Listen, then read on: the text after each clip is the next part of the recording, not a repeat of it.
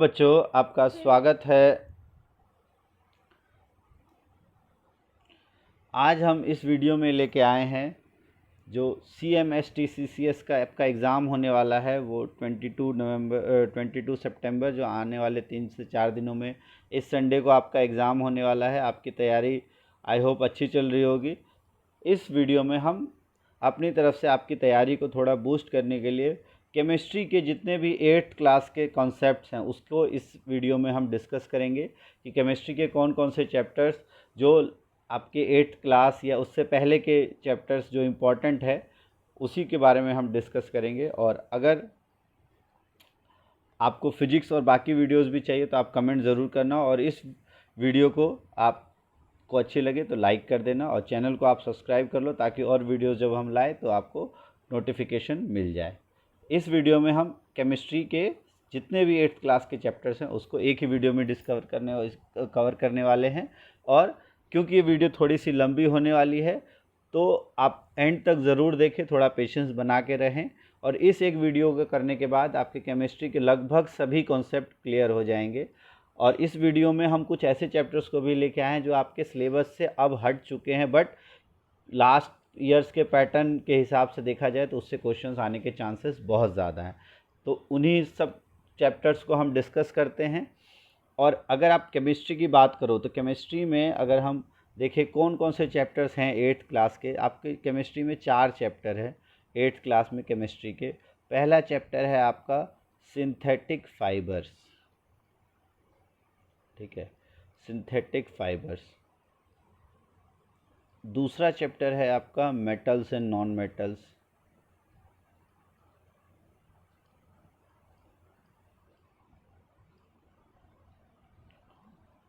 Third chapter जो chemistry का है वो है आपका कोल एंड पेट्रोलियम।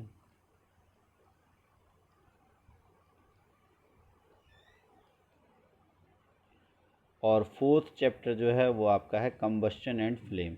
तो इन चारों चैप्टर से ही आपका लगभग 90% पेपर जो है वो आएगा। केमिस्ट्री के जो 25 क्वेश्चंस है वो लगभग इसी में से आएंगे, इन चारों चैप्टर्स में से। तो इन चारों चैप्टर्स को अच्छे से हम करते हैं। सबसे पहले अब हम देखेंगे सिंथेटिक फाइबर्स को। अच्छा, ये आप ध्यान रखना, अगर आपने देखा हो सिंथेटिक फाइबर्स और मेटल्स और नॉन मेटल्स ये आपके बुक से अब हट चुके हैं। पहले आपके बुक में 18 चैप्टर थे, अब सिर्फ 13 चैप्टर हैं। बट ये 18 चैप्टर में ये दोनों चैप्टर इंक्लूडेड थे और इसमें से काफ़ी क्वेश्चंस आते हैं, इसलिए इसको ध्यान से समझ लेना इस चैप्टर को। उसके बाद कोल एंड पेट्रोलियम, कंबशन फ्लेम को भी हम देखेंगे। ये तो आपने इस टर्म के सिलेबस में भी पढ़ा होगा, कोल एंड पेट्रोलियम को, कंबशन फ्लेम भी आपके बुक में है, बट ये 2 चैप्टर्स आपके बुक में अब नहीं है। बट इसमें से क्वेश्चंस आते हैं तो आपको ये अच्छे से करना होगा। तो इस एक वीडियो को आप ध्यान से एंड तक ज़रूर देखना, जिसमें हम इन दोनों चैप्टर्स को अच्छे से डिस्कस करेंगे। तो स्टार्ट करते हैं।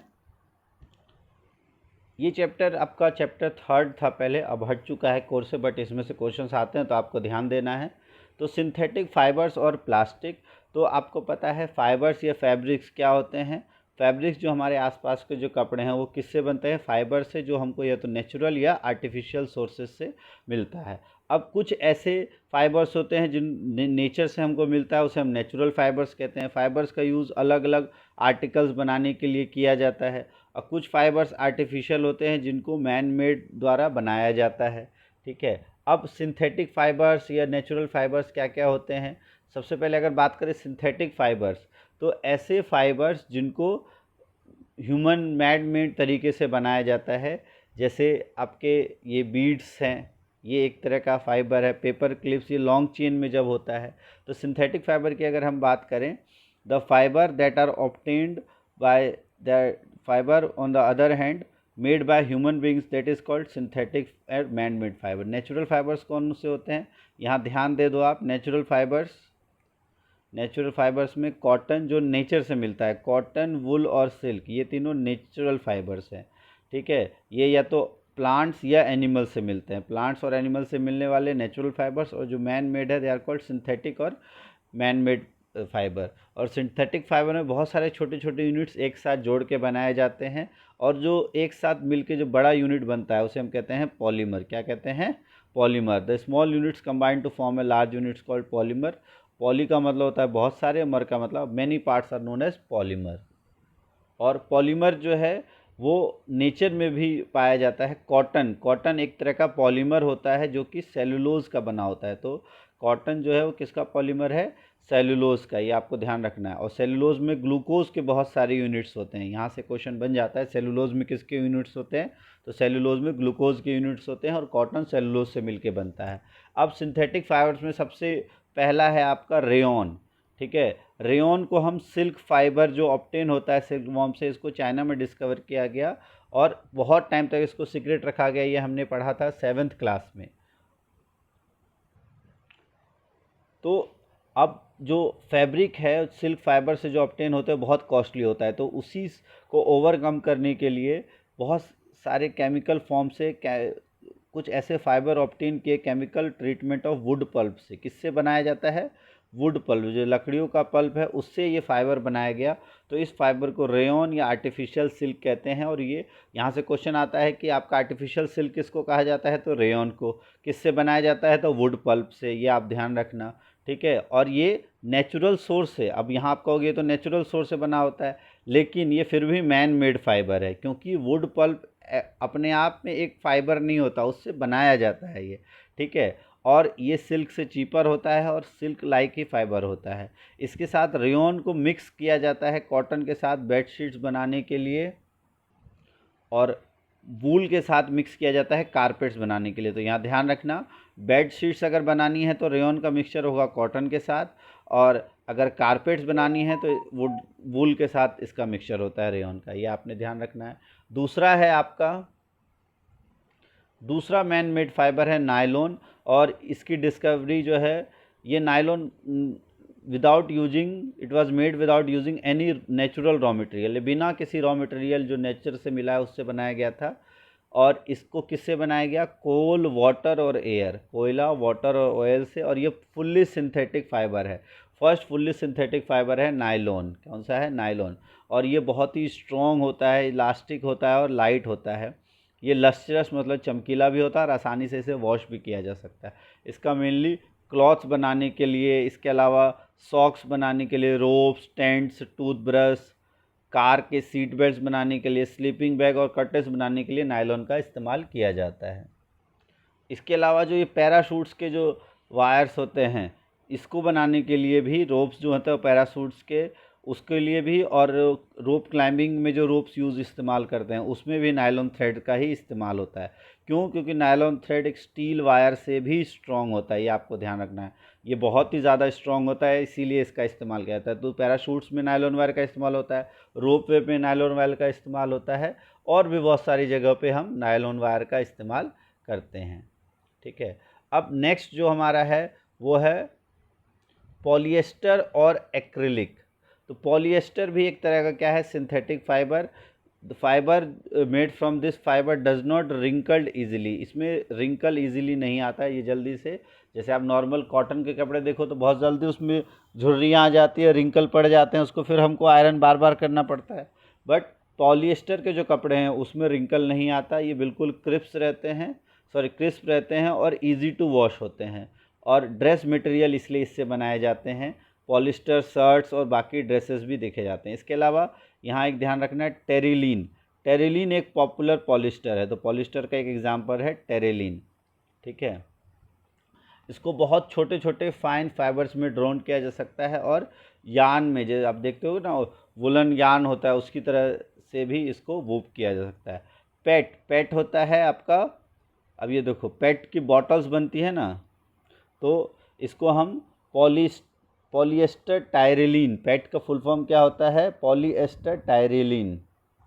तो पीईटी, पेट के जो बॉटल्स बनते हैं, इसका ये पॉलिएस्टर से बनाया जाता है। इसको हम शॉर्ट में पेट कह देते हैं, और इसका इस्तेमाल किया जाता है बॉटल्स बनाने के लिए, यूटेंसिल, फिल्म्स, वायर्स और भी बहुत सारे यूज़फुल प्रोडक्ट्स के लिए। तो पॉलीएस्टर्स को हम शॉर्ट में पेट कह देते हैं। और एस्टर्स क्या होते हैं? Esters are chemicals which give fruit their smell, fruity smell होता है इनका। जैसे, और जो फैब्रिक्स जो सोल्ड होता है by the name of polycot, polywool, terricot, ये सब नेम सजेस्ट करते हैं कि इनमें 2 से अधिक फाइबर्स को मिक्स किया जाता है। जो पॉलीकॉट फाइबर है, इसमें पॉलिएस्टर और कॉटन का मिक्स किया जाता है। पॉली वूल में पॉलिएस्टर और वूल का मिक्सचर किया जाता है। इसका हम देखते हैं बहुत सारे जो हम स्वेटर और शॉल और ब्लैंकेट्स विंटर में इस्तेमाल करते हैं वो बिल्कुल नेचुरल वूल से नहीं बने होते हैं, उसमें नेचुरल वूल जैसी रिजेंबल्स होती हैं। तो वो किससे बनती है? They are prepared from another type of synthetic fibre called acrylic. तो एक्रिलिक से आपके क्या बनाए जाते हैं? ब्लैंकेट्स वगैरह बनते हैं। जो एक्चुअल वूल है वो बहुत ही ज़्यादा क्या होता है? महंगा होता है, क्वाइट एक्सपेंसिव होता है। And whereas clothes made from acrylic are very relatively cheaper. तो इसलिए, और इनका हम अलग अलग कलर में अवेलेबिलिटी हो सकती है। तो सिंथेटिक फाइबर्स ज़्यादा ड्यूरेबल होते हैं, अफोर्डेबल होते हैं, और इसीलिए नेचुरल फाइबर्स से की जगह हम उसका इस्तेमाल आसानी से कर पाते हैं। फिर एक इसमें अब हम देखते हैं कि बर्न नेचुरल और सिंथेटिक फाइबर को बर्न करने से क्या होता है। तो जो सिंथेटिक फाइबर्स है वो बर्न करने पे, हीट करने पे मेल्ट हो जाते हैं, और यही इसका एक डिसएडवांटेज है। अगर fire this is actually disadvantage of synthetic fibres. अगर फायर कैच कर लेगा तो डिजास्टर्स हो सकता है, फैब्रिक मेटल स्टिक कर जाता है जो पर्सन उसने को पहना हुआ है। तो ये इसका एक डिसएडवांटेज है कि ये बहुत जल्दी मेल्ट हो जाता है, बहुत जल्दी इसमें आग लग जाती है। तो इसलिए किचन में और लैब में काम करते टाइम हमको सिंथेटिक क्लॉथ्स नहीं पहनने चाहिए। दिवाली में जो पटाखे वगैरह जलाते टाइम आपको सिंथेटिक क्लॉथ्स नहीं पहनने चाहिए। अगला है कैरेक्टरिस्टिक्स ऑफ सिंथेटिक फाइबर। अच्छा, यहाँ एक पेट्रोकेमिकल वर्ड दिया है, इसको भी हम देख लेते हैं। तो जितने भी सिंथेटिक फाइबर्स बनते हैं they are prepared from a number of processes using materials of petroleum origin. Mainly जो इनका ओरिजिन है वो पेट्रोलियम से प्राप्त किए जाते हैं, उनको हम कहते हैं पेट्रोकेमिकल। अब है सिंथेटिक फाइबर्स के कैरेक्टरिस्टिक्स क्या होते हैं। जैसे अभी हमने पढ़ा कि वो आसानी से ड्राई हो जाते हैं, ड्यूरेबल होते हैं, लेस एक्सपेंसिव होते हैं, आसानी से अवेलेबल होते हैं, इजी टू मेंटेन होते हैं। ठीक है, बस उनमें एक नेगेटिव पॉइंट होता है कि वो बहुत जल्दी फायर कैच कर लेते हैं। ठीक है, अगला है आपका प्लास्टिक। ये बहुत इंपॉर्टेंट है, यहाँ से आपके क्वेश्चंस आते ही आते हैं। मोस्ट इम्पॉर्टेंट ये टॉपिक है, यहाँ से क्वेश्चन आएगा ही आएगा, आपको ध्यान से समझ लेना है।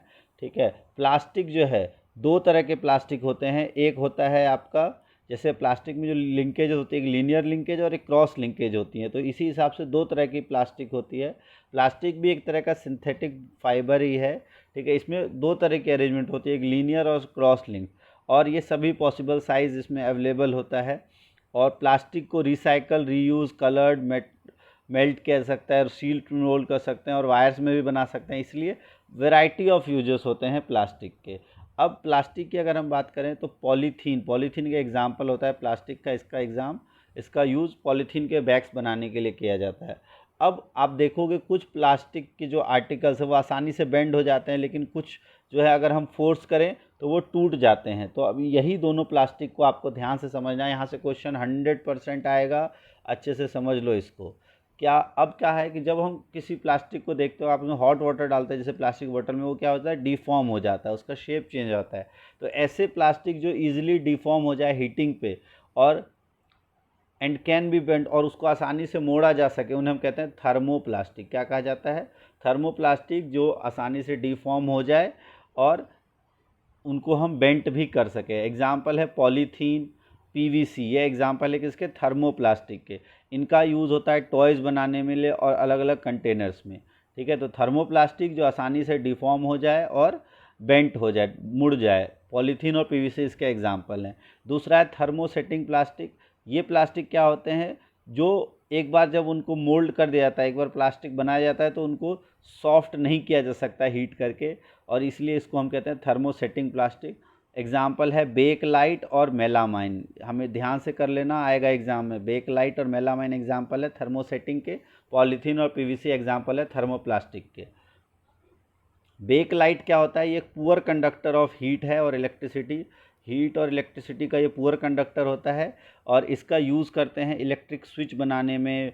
अलग अलग जो यूटेंसिल्स हैं, लाइक कुकर का, या आपका जो चाय बनाने वाली केतली है उसका हैंडल बनाने में इसका इस्तेमाल किया जाता है। तो bakelite poor conductor of heat electricity है, इसलिए इसका इस्तेमाल वेरियस यूटेंसिल्स के हैंडल्स और स्विचेस बनाने के लिए करते हैं। दूसरा जो थर्मोसेटिंग प्लास्टिक है मेलामाइन। मेलामाइन का जो है ये फायर रेजिस्टेंस होता है और बहुत ज़्यादा हीट टॉलरेट कर सकता है।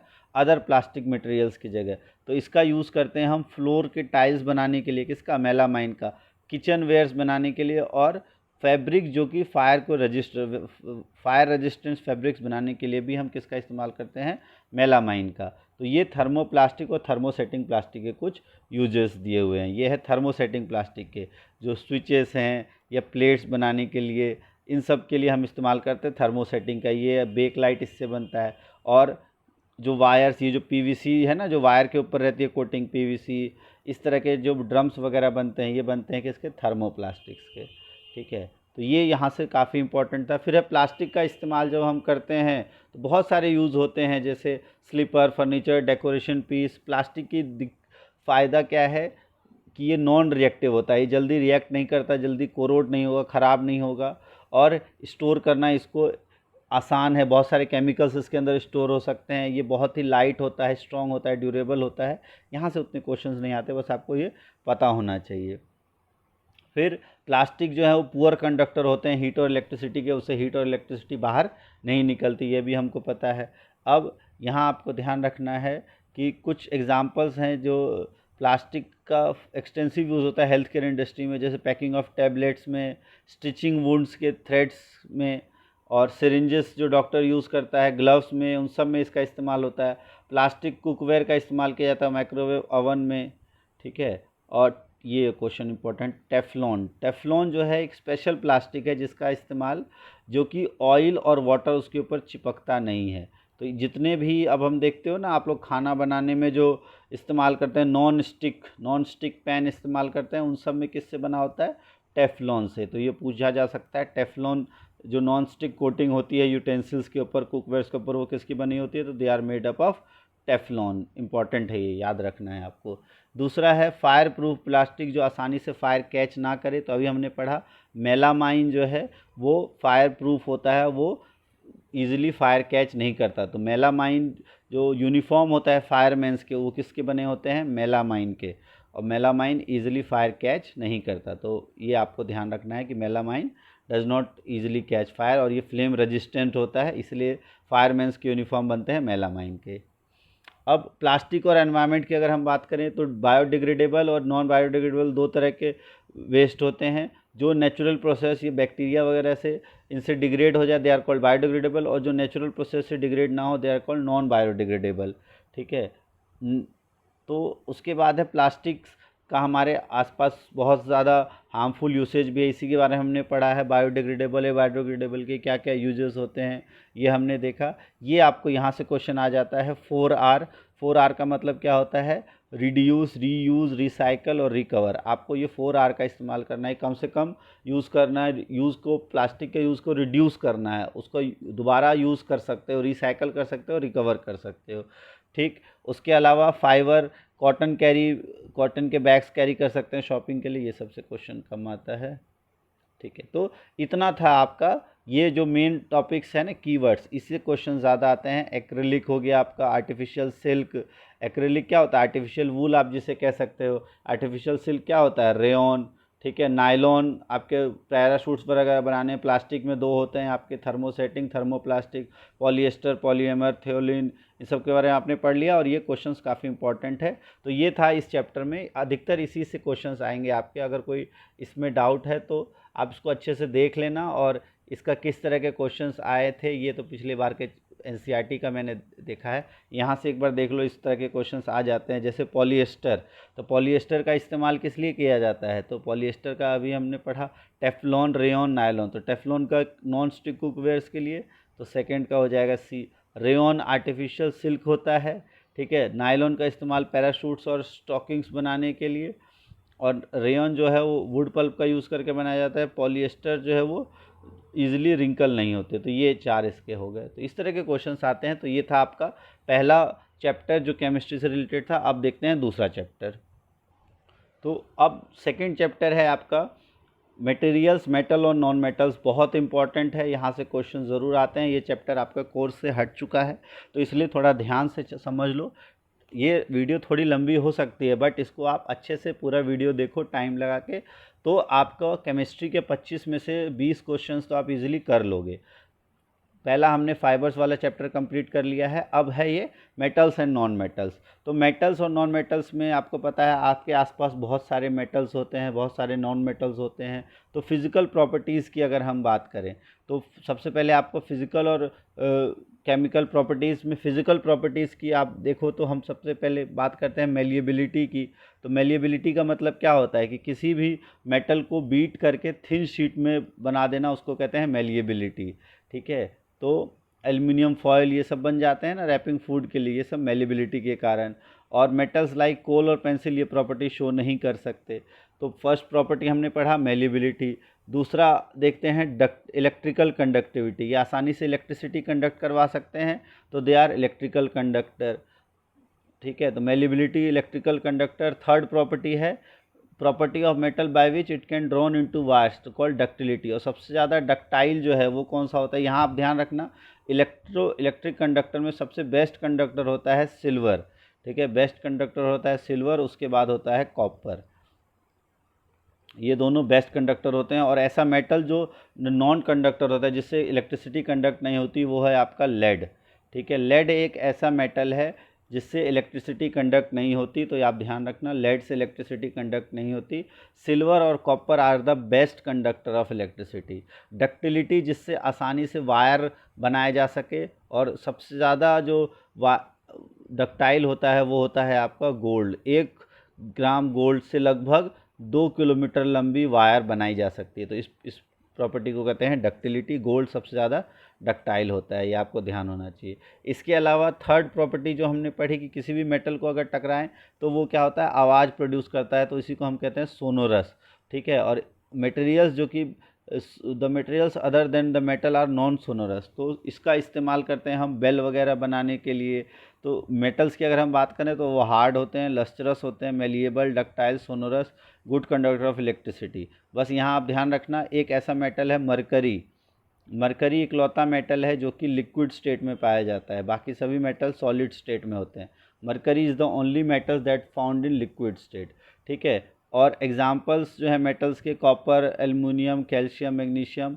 और मटेरियल्स लाइक कोल, सल्फर ये सॉफ्ट होते हैं, डल होते हैं, इजीली ब्रेक हो जाते हैं, non sonorous, non ductile, poor conductor होते हैं, इनको हम नॉन मेटल्स कहते हैं। लेकिन नॉन मेटल्स में ध्यान रखना आप ग्रेफाइट जो कि कार्बन का एक फॉर्म है, ये इलेक्ट्रिसिटी कंडक्ट करवा पाता है, बाकी सभी इलेक्ट्रिसिटी कंडक्ट नहीं कराते।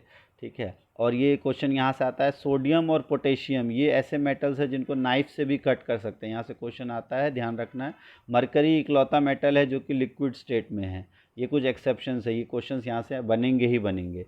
उसके बाद है केमिकल प्रॉपर्टीज़ की अगर हम बात करें तो जब भी ऑक्सीजन के साथ कोई मेटल रिएक्ट करेगा तो क्या बनाएगा, ये ऑक्साइड बनाएगा, ऑक्साइड का फॉर्मेशन होगा और इस तरह का रिएक्शन होगा। इसमें आपको 4 रिएक्शंस दी, 3-4 रिएक्शंस है, वो अच्छे से कर लेना।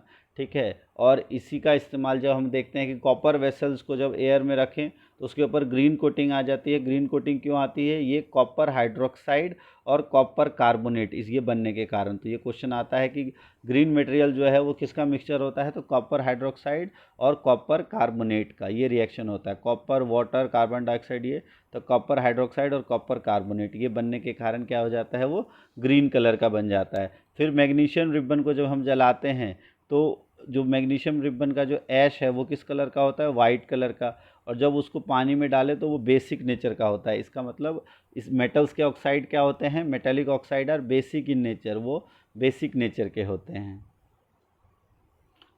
फिर आपका हाँ इतना ही था। उसके बाद ये बेस और मेटल्स दिया है, कैल्शियम हाइड्रोक्साइड, और एसिड जो है वो है सल्फ्यूरिक एसिड। तो नॉन मेटल्स के ऑक्साइड से बनता है एसिड और मेटल्स के ऑक्साइड से बनता है आपका बेस। एक एक एग्जांपल इसमें गिवन है। फिर अब जैसे ये दिया है सल्फ़र ऑक्साइड को वाटर में मिलाए तो बन गया सल्फरस एसिड। और सल्फरस एसिड क्या करता है, ब्लू लिटमस पेपर को रेड में कन्वर्ट कर देता है। और ऑक्साइड्स ऑफ नॉन मेटल्स क्या होते हैं, जनरली एसिडिक इन नेचर। तो ये आपको ध्यान रखना है, सल्फ़र डाइऑक्साइड और कार्बन डाइऑक्साइड ये सभी एसिड बनाएंगे वाटर के साथ। ठीक है, अगला है रिएक्शन विद वाटर।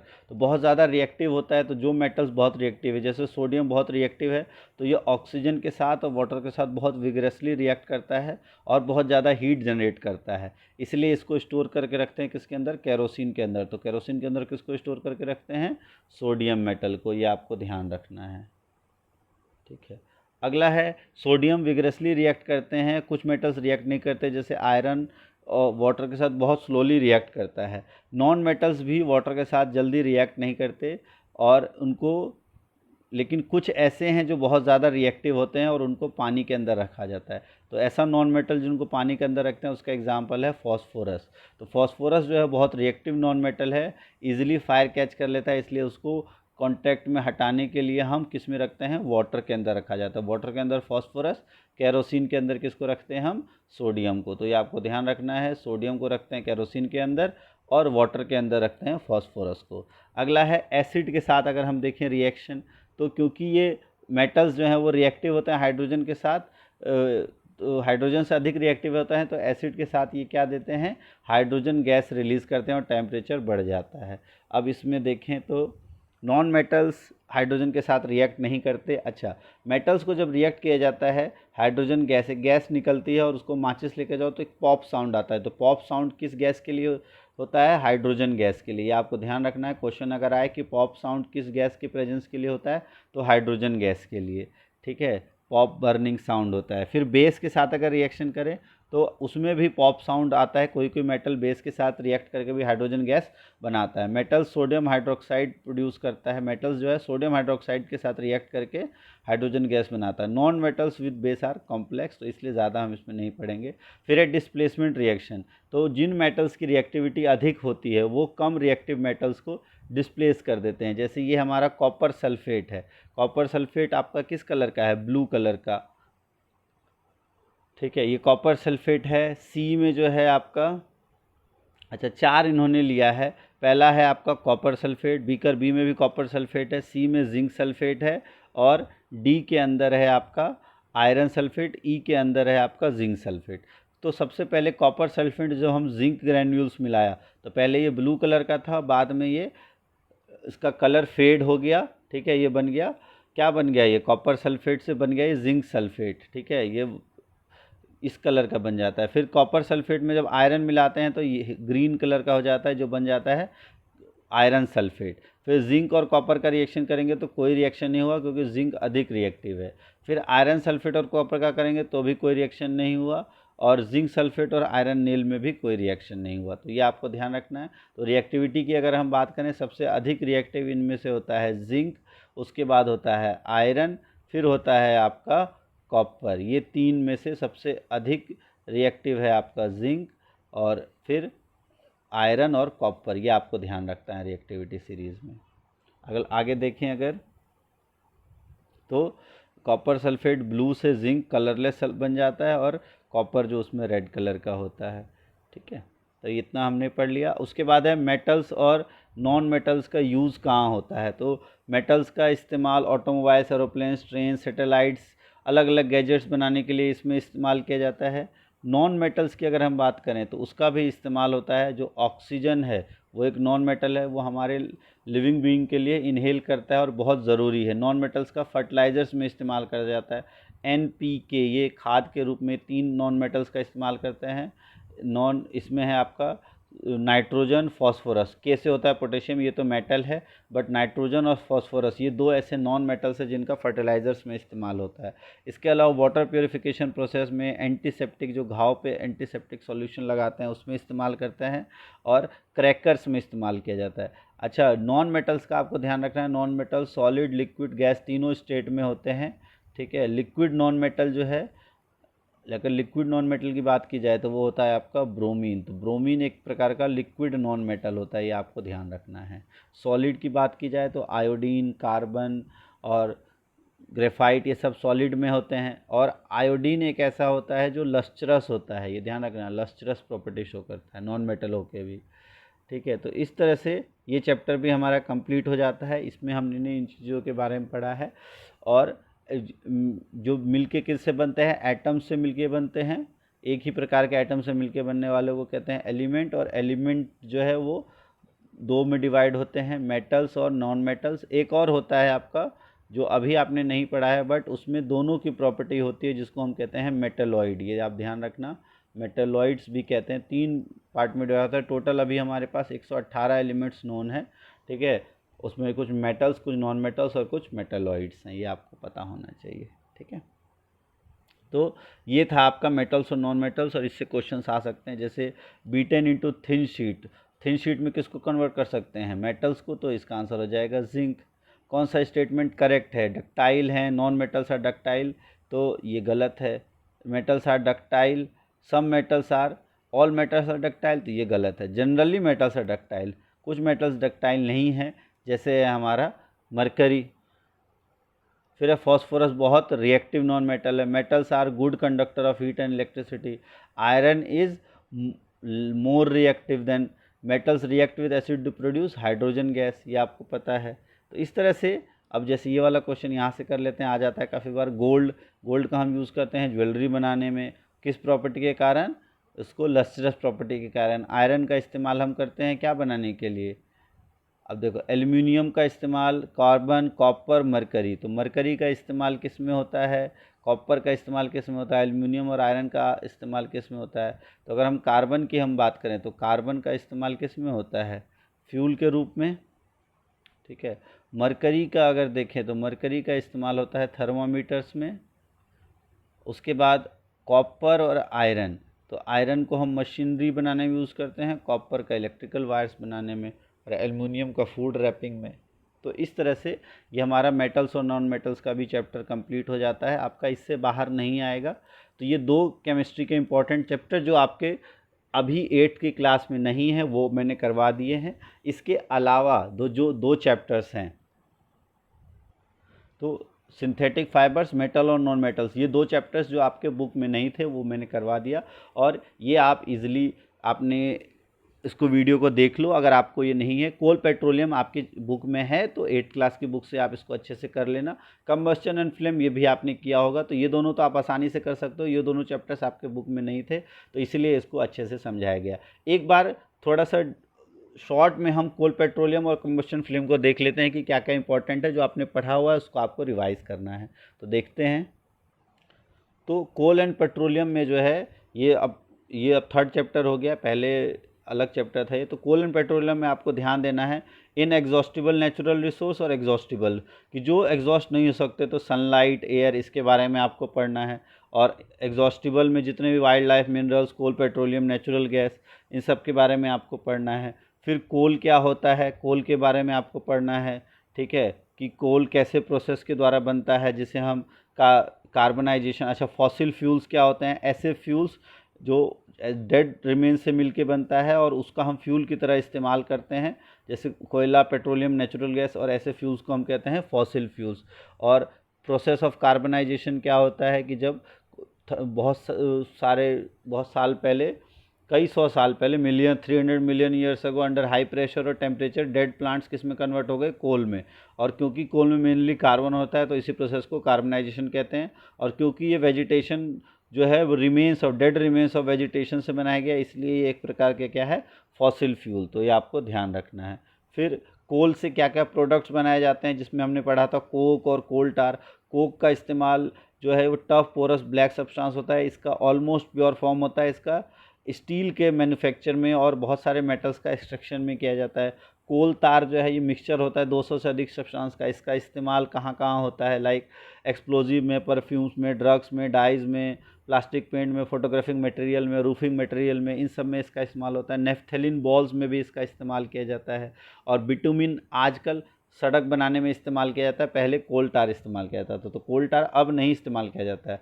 फिर कोल गैस जो है वो कब होता है? जब कोल का प्रोसेसिंग करते हैं, जब कोल से हम कोक बनाते हैं तो उस दौरान जो गैस बनती है उसको हम कहते हैं कोल गैस, और इसका इस्तेमाल स्ट्रीट लाइटिंग में इस्तेमाल किया जाता है। लेकिन आजकल इसका इस्तेमाल as a source of heat किया जाता है, ये आपको ध्यान रखना है। फिर पेट्रोलियम में जो हमने कहा, पेट्रोलियम से बनाने वाले जो प्रोडक्ट्स हैं, जो ये भी पेट्रोलियम और डीजल ये पेट्रोल से निकलते हैं। और पेट्रोलियम किस तरह से बना है कि जो सी के अंदर जो ऑर्गेनिज्म डाई हो गए, उनके बॉडी सेटल हो गया, धीरे धीरे कवर सैंड क्ले से कवर हो गया, हाई टेम्परेचर हाई प्रेशर में वो कन्वर्ट हो गए, ठीक है। और फिर पेट्रोलियम को जो निकाला जाता है, पेट्रोलियम क्या होता है, एक डार्क कलर का ऑयली लिक्विड होता है और अनप्लीजेंट ऑर्डर होता है।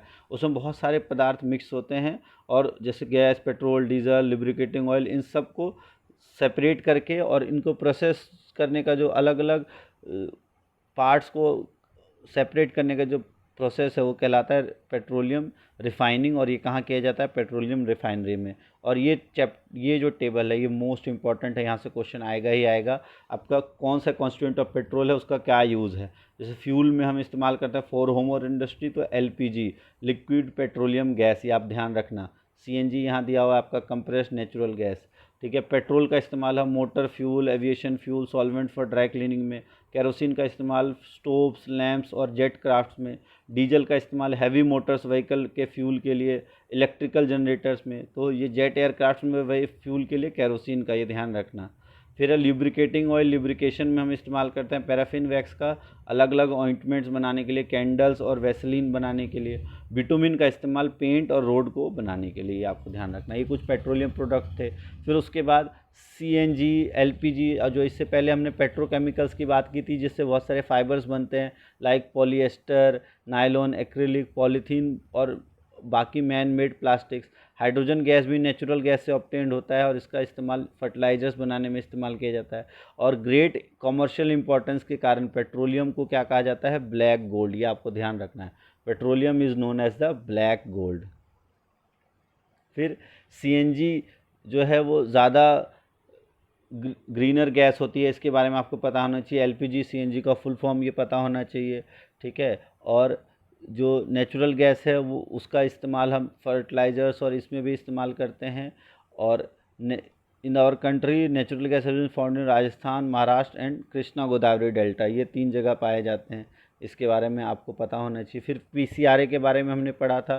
पीसीआरए क्या होता है, पेट्रोलियम कंजर्वेशन रिसर्च एसोसिएशन, जो कि एडवाइजरी जारी करता है कि कैसे आपको पेट्रोलियम को बचाना है। तो ये 4 प्रोसेस बताया गया है जिसके थ्रू आप पेट्रोलियम को बचा सकते हैं। एयर पॉल्यूशन नहीं करना है, क्या क्या उससे लिंक्ड है ये आपको यहाँ पता होना चाहिए। तो ये था आपका पेट्रोलियम से रिलेटेड, और ये आपने पढ़ा हुआ है, इसको ज़्यादा डिटेल में मैंने नहीं बताया है, बाकी आप इजीली इसको कर सकते हो। अब अगला देखते हैं जो है आपका कंबस्शन एंड फ्लेम।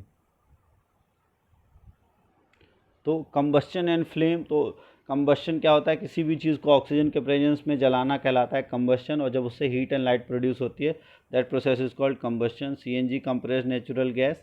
और जो हमारे फ्यूल्स हैं like cow dung, wood, coal, charcoal, petrol, CNG, तो फ्यूल और इसमें क्या क्या वो होता है इसके बारे में हम पढ़ते हैं। तो कंबस्शन क्या होता है, जैसे मैग्नीशियम रिबन को हमने जलाया था और मैग्नीशियम ऑक्साइड बना, हीट और लाइट प्रोड्यूस हुआ। इसी तरह से चारकोल, कोयले को भी जलाएंगे तो भी जो है हीट और लाइट प्रोड्यूस होती है। तो जब चारकोल को बर्न करते हैं एयर में तो वो भी बर्न होकर कार्बन डाइऑक्साइड, हीट और लाइट प्रोड्यूस करता है। तो combustion is the chemical process जिसमें सब्सटेंस को ऑक्सीजन के साथ रिएक्ट करते हैं और हीट प्रोड्यूस होता है, दैट इज कॉल्ड कंबस्शन। और जिस सब्सटेंस का कंबस्शन होता है उसे हम कंबस्टिबल कहते हैं। और जो कंबस्टिबल सब्सटेंस है उसको उसी को हम फ्यूल कहते हैं। फ्यूल सॉलिड हो सकता है लाइक कार्बन, लिक्विड हो सकता है लाइक पेट्रोल, डीजल, और गैसेस हो सकता है लाइक सीएनजी या एलपीजी। और light is also given up, combustion के दौरान लाइट भी मिलता है, या तो फ्लेम के रूप में या ग्लो के रूप में। अब अगर हम बात करें कंबस्टिबल सब्सटेंस और नॉन कंबस्टिबल, तो जो आसानी से जल जाएं दैट आर कॉल्ड कंबस्टिबल, और जो ना जले उन्हें हम कहते हैं नॉन कंबस्टिबल। जैसे आयरन, ये नॉन कंबस्टिबल है, ठीक है। अब वुड जो है वो आप जल जाएगा तो कंबस्टिबल है। पेपर कंबस्टिबल है, iron nail non combustible, kerosene oil combustible, stone piece non combustible, straw ये जल जाएगा combustible, charcoal combustible, matchstick combustible, glass non combustible. तो ये आपको ध्यान रखना है। तो इस तरह से हमने इसमें कंबस्टिबल और नॉन कंबस्टिबल का पढ़ा। और कंबस्शन के लिए कौन सी गैस ज़रूरी है, ऑक्सीजन की, जो हमने कैंडल वाला एक्सपेरिमेंट किया था, तो आपको पता होना चाहिए। नेसेसरी कंडीशन क्या है कि when air can enter chimney, और दूसरा when air does not enter chimney. तो एयर ज़रूरी है, और एयर में से भी कौन सी गैस, ऑक्सीजन गैस ज़रूरी है, किसके लिए, गैस प्रोड्यूस कंबस्शन के लिए या बर्न होने के लिए, ठीक है। तो heat in the sun, heat and light produce by nuclear reaction, और इसके बारे में आप अगले चैप्टर में पढ़ोगे। फिर हमने पढ़ा कि अगर किसी पर्सन को जल्दी फायर कैच कर जाए तो हम उसे ब्लैंकेट से कवर कर देते हैं ताकि ऑक्सीजन का सप्लाई कट हो सके और उसको बचाया जा सके। फिर केरोसिन ऑयल जो है, how do you what do you why do you have to use paper और kerosene oil to start fire in wood. तो हम देखते हैं कि बहुत बार जो सर्दियों में अगर हमको जलाना है तो हम पेपर का इस्तेमाल करते हैं, क्योंकि हमको किसी चीज़ को जलाने के लिए मिनिमम टेम्परेचर की यूज़ होती है, जिसे हम कहते हैं इग्निशन टेम्परेचर। तो लोएस्ट टेम्परेचर जिस पे कोई भी सब्सटेंस फायर कैच करता है, that is called ignition temperature. और मैच स्टिक जो है अपने आप अगर देखें रूम टेम्परेचर पर रख के आग नहीं लगती। आग कब लगती है? जब हम उसे रब करते हैं। तो रब करने से क्या है, उसका टेम्परेचर बढ़ जाता है और इग्निशन टेम्परेचर तक पहुंच जाता है। हिस्ट्री ऑफ मैच स्टिक्स से भी देख लेते हैं, कहीं क्वेश्चन आ जाए तो। ये पाइन वुड के स्मॉल पीसेस में सल्फ़र में डिप होता है और इसको बनाया जाता था। फिर उसके बाद एंटीमनी, ट्राइसल्फाइड, पोटेशियम क्लोरेट और वाइट फॉस्फोरस का इस्तेमाल किया गया और धीरे धीरे फॉस्फोरस का, रेड फॉस्फोरस का भी इस्तेमाल किया जाने लगा। और आजकल जो बनता है उसमें एंटीमनी, ट्राइसल्फाइड और पोटेशियम क्लोरेट होता है, और जो रबिंग सरफेस होता है वो बनाया जाता है फॉस्फोरस का, रेड फॉस्फोरस का, और आसानी से वो कैच कर लेता है फायर को। ठीक है। फिर हमने पढ़ा था जो कंबशन, तो हमने कंबस्टिबल फ्यूल, इग्निशन टेम्परेचर ये पढ़ लिया। फिर ऐसे सब्सटेंस जिसमें फ्लेम बहुत ज़्यादा, the heat supply to the paper cup ये transfer to water by conduction. हाँ, ये उसके बाद इसमें दिया हुआ है आपका इनफ्लेमेबल सब्सटेंस, ऐसे सब्सटेंस जिनका इग्निशन टेम्परेचर बहुत, the substance which have very low ignition temperature and can easily catch fire are called inflammable. आसानी से आग लगने वाले दैट कॉल इनफ्लेमेबल सब्सटेंस, जैसे एलपीजी, पेट्रोलियम, ये सब क्या होता है? इनफ्लेमेबल, आसानी से आग लग जाए। और जो जिसमें आग ना लगे से उन्हें हम कहते हैं नॉन फ्लेमेबल सब्सटेंसेस। फिर उसके बाद अगर हम देखें इसमें तो फायर को कंट्रोल कैसे कर सकते हैं, तो ऑक्सीजन की सप्लाई कट कर सकते हैं। देखो, जिस तरह से ऑक्सीजन फायर कैच करने के लिए ज़रूरी है, कार्बन डाइऑक्साइड फायर को एक्सटिंग्विश, बुझाने के लिए ज़रूरी है। तो या तो ऑक्सीजन का सप्लाई कट कर दो या कार्बन डाइऑक्साइड की सप्लाई उस पर कर दो। तो उसमें हम जो कार्बन डाइऑक्साइड के सिलेंडर्स हैं फायर एक्सटिंग्विशर, उसका इस्तेमाल करते हैं, ये आपको पता होना चाहिए। फिर ये फायर एक्सटिंग्विशर्स जो मोस्ट कॉमनली है, इसमें क्या क्या इस्तेमाल होता है ये आपको पता होना चाहिए इसमें। तो जो वुड और पेपर जब फायर लगता है तो उसमें ईजिली हम इस्तेमाल करते हैं कार्बन डाइऑक्साइड एक्सटिंग्विशर।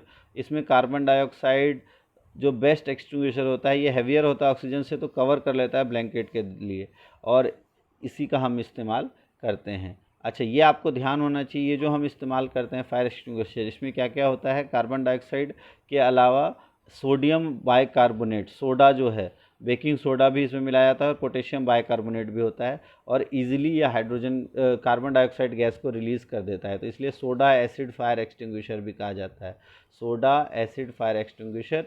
तो ये आपका जो कार्बन डाइऑक्साइड गैस और सोडा दोनों मिलके इसको कार्बन डाइऑक्साइड रिलीज़ करते हैं और ये गैस को बुझा देता है। फिर हमने पढ़ा था type of combustion. Type of combustion दो तरह का होता है, रैपिड और स्पॉन्टेनियस। रैपिड कंबशन कि जब जैसे gas burn rapidly and produce heat and light, इस तरह का कंबशन जब आसानी से, जब बर्निंग ऑफ मैस्टिक और gas light near stove in the kitchen, this is called rapid combustion. ऐसे सब्सटेंस जो बहुत जल्दी जल जाए, जो एयर में बर्न हो जाए, जैसे फॉस्फोरस, ये रैपिड कंबशन शो करता है। ठीक है, सॉरी, जो हम इग्निशन टेम्परेचर प्रोवाइड करें तब जले, they are called rapid combustion. और ऐसे सब्सटेंस जो अपने आप, स्पॉन्टेनियस का मतलब अपने आप आग लग जाए, जैसे फॉस्फोरस को अगर आप एयर में रख दो रूम में तो अपने आप आग लग जाए, तो जिसमें सडनली आग लग जाए और फ्लेम निकलने लग जाए, उसको हम कहते हैं spontaneous combustion. Spontaneous combustion coal dust का भी होता है, जो कोल माइंस होते हैं उसमें भी कोल में अचानक से आग लग जाती है और बहुत हैवी हो जाता है काफ़ी बार वो। ठीक है। फिर एक लार्ज अमाउंट ऑफ गैस जब फॉर्म होता है कंबशन में, तो उसको हम कहते हैं एक्सप्लोजन। और एक्सप्लोजन कब होता है? जब प्रेशर अप्लाई किया जाता है, जैसे क्रैकर्स में हम देखते हैं प्रेशर जब इकट्ठे जलता है तो उसमें बहुत ज़्यादा large amount of fluid produce होता है। फिर फ्लेम की अगर हम बात करें, फ्लेम से क्वेश्चन आएगा ही आपका, इसको आपको ध्यान से समझना है। ब्लू फ्लेम, येलो फ्लेम क्या होता है, ठीक है, इसके बारे में आपको पता होना चाहिए। अगर हम बात करें जो फ्लेम है उसमें 3 तरह के पार्ट्स होते हैं। जो कैंडल की फ्लेम के बारे में जो दिया हुआ है इसमें वो देख लेते हैं। एलपीजी फ्लेम देखो तो अधिकतर क्या होती है आपकी, ब्लू कलर की होती है ना ये फ्लेम, लेकिन जो कैंडल की फ्लेम है उसमें आपका येलोइश पार्ट भी होता है, ब्लूइश पार्ट भी होता है। और किसका क्या रोल होता है, कौन सबसे ज़्यादा हीट होता है, तो उसके बारे में हम देखते हैं।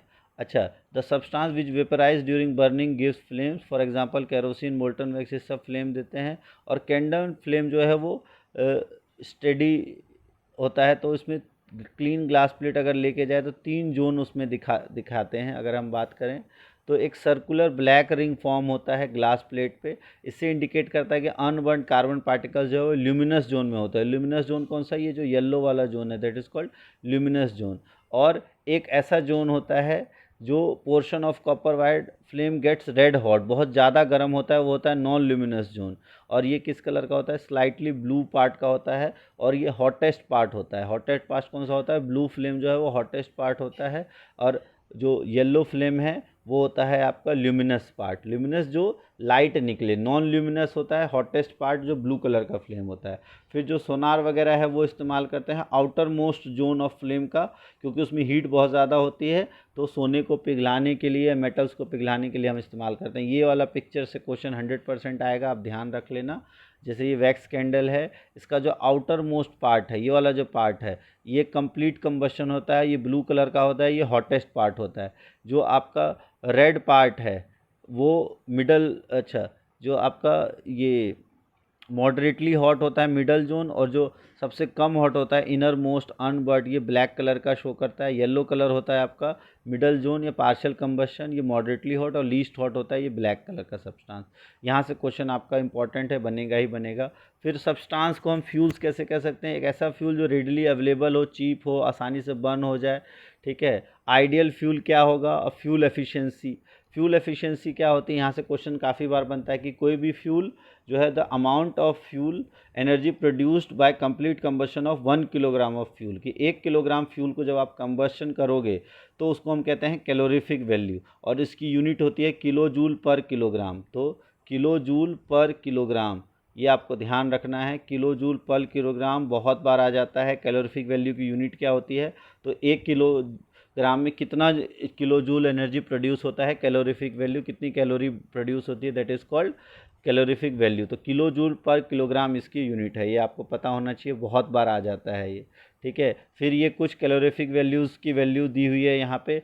हाईएस्ट है हाइड्रोजन की और लोएस्ट है काउ डंग केक्स की। अगर हम देखें काउ डंग केक्स की कैलोरीफिक वैल्यू काफ़ी कम है, हाईएस्ट है हाइड्रोजन की।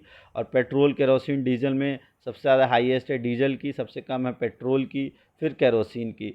सीएनजी, एलपीजी, मीथेन में हाईएस्ट है एलपीजी की, उससे कम है सीएनजी, और फिर मीथेन की। बायोगैस की उससे ज़्यादा, और सबसे ज़्यादा है हाइड्रोजन की, ठीक है। अच्छा, बायोगैस की इससे कम है। अगर हम देखें बायोगैस की किससे कम है? बायोगैस कोल से ज़्यादा है, बट इन सबसे कम है। कोल की है 25,000 से 33,000 किलो जूल पर किलोग्राम, वुड की उससे कम है, और सबसे कम होती है काउ डंग केक की।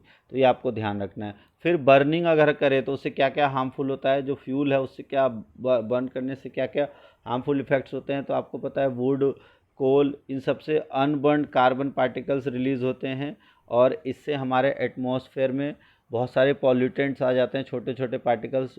ये आपने देखा होगा दिवाली के टाइम पर स्मॉग बहुत ज़्यादा हो जाता है, वो इन्हीं कारण से होता है। रेस्पिरेटरी डिजीज़ हो जाती हैं, अस्थमा वगैरह। उसके अलावा और भी चीज़ें जैसे ग्लोबल वार्मिंग। अच्छा, इनकम्प्लीट कंबशन से कार्बन मोनोऑक्साइड गैस रिलीज़ होता है। ये क्वेश्चन बहुत बार पूछ लिया जाता है कि इनकम्प्लीट कंबशन अगर फ्यूल का करें तो क्या रिलीज़ होता है? तो कार्बन मोनोऑक्साइड, जो कि एक पॉइजनस गैस होती है और डेंजरस होता है। इसीलिए कोल को रूम में, बंद रूम में कोल को जलाना इसलिए बहुत ज़्यादा डेंजरस होता है, क्योंकि उसमें से बहुत poisonous gas carbon monoxide release होता है। और बहुत बार अगर आप रूम के अंदर बंद करके कोयला जला के रख दो तो बहुत बार डेथ भी हो जाती है। फिर कंबशन ऑफ फ्यूल जो है कार्बन डाइऑक्साइड रिलीज़ करता है, और कार्बन डाइऑक्साइड एक ग्लोबल वार्मिंग को, ग्लोबल वार्मिंग क्या होता है? धीरे धीरे हमारे एटमॉस्फेयर का टेम्परेचर बढ़ जाना। फिर ग्लोबल वार्मिंग के लिए बहुत सारे, ग्लोबल वार्मिंग से क्या होता है? ग्लेशियर्स पिघल रहे हैं, जिससे सी लेवल का राइज हो रहा है, कोस्टल एरियाज़ में फ्लड्स आते हैं, लो लाइंग कोस्टल एरियाज़ जो है वो परमानेंटली सबमर्ज हो जाती है। फिर बर्निंग ऑफ कोल और डीजल से सफोकेटिंग तो होता ही है, कोरोसिव भी होता है, साथ के साथ गैसियस ऑक्साइड्स ऑफ नाइट्रोजन निकलते हैं, और सल्फ़र है, ये वाटर के साथ मिलके एसिड रेन बनाते हैं। तो एसिड रेन किसके ऑक्साइड्स बनाते हैं? सल्फ़र और नाइट्रोजन के। और इसके अलावा जो यूज़ ऑफ डीजल, पेट्रोल है फ्यूल्स का, वो रिप्लेस कर दिया गया है किससे? सीएनजी और सीएनजी कम हार्मफुल प्रोडक्ट बनाता है, तो इसलिए ये एक क्लीनर फ्यूल है। तो इस तरह से ये आपका कंबस्शन और फ्लेम से रिलेटेड हमने पूरा केमिस्ट्री के चारों चैप्टर कर लिए कंप्लीटली। तो इस तरह से तो ये चारों चैप्टर अब हमने कर लिया है, कंबस्शन, फ्लेम, कोल, पेट्रोलियम, मेटल्स, नॉन मेटल्स। तो अब अगर आप इस चैप्टर को, इस वीडियो को एंड तक आपने देखा है अच्छे से, तो आपका केमिस्ट्री के पूरे 25 क्वेश्चंस अगर आप देखोगे तो आप आसानी से क्लियर कर लोगे। तो इसी तरह की वीडियो अगर आपको और चाहिए तो फटाफट आप कमेंट करना, तब हम इससे रिलेटेड फिजिक्स और बायो की भी वीडियो जल्दी से जल्द लेके आएंगे। थैंक्स फॉर वॉचिंग साइंस जीवी। और अगर ये वीडियो अच्छी लगी हो तो लाइक ज़रूर करना, इस वीडियो को शेयर ज़रूर कर रहा हूँ अपने दोस्तों तक, ताकि आने वाले एग्ज़ाम से पहले वो ये वीडियो देख लें और आपका काफ़ी फ़ायदा हो सके। थैंक्स फॉर वॉचिंग साइंस जीवी।